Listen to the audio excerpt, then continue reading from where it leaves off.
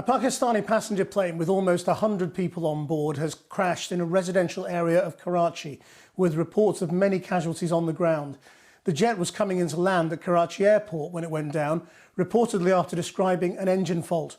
Officials say at least one passenger is believed to have survived, but rescuers are still searching the burnt-out wreckage for bodies. Our Foreign Affairs correspondent Jonathan Miller reports.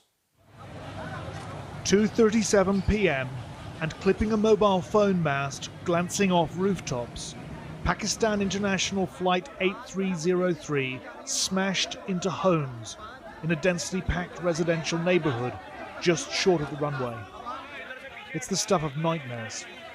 The 15-year-old Airbus A320 exploding on impact, oily black smoke engulfing the narrow streets, vehicles burning, plane debris scattered among shattered masonry, local people plunged into devastating Eve of Eid chaos and distress.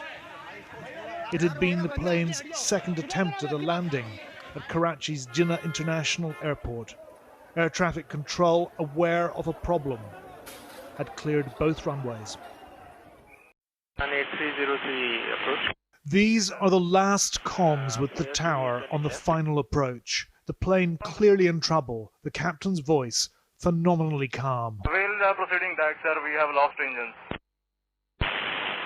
Confirm you are carrying out belly landing. Able to land at 25. Roger.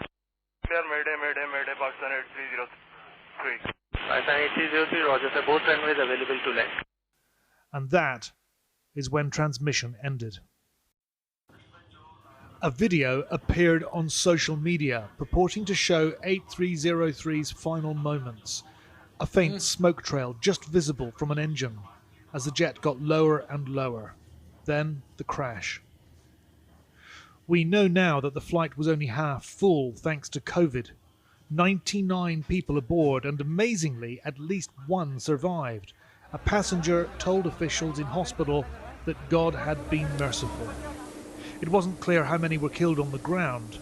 It must have been terrifying, the plane's twisted wreckage, embedded in bedrooms and kitchens.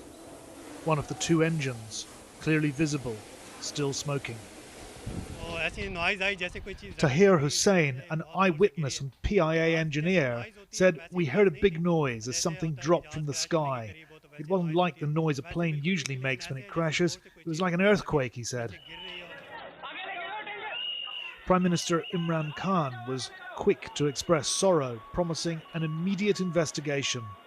It's less than a week since domestic flights resumed from 5 airports, the country opening up for the end of Ramadan despite still mounting corona infections.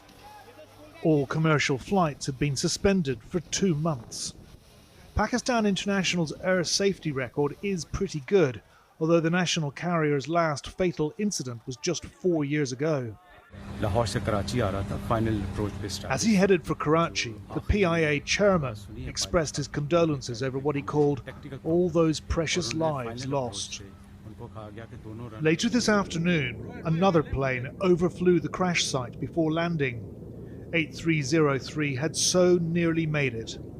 It's a sorrowful start to what was meant to have been a joyful weekend, as Pakistan mourns a disaster on top of a crisis.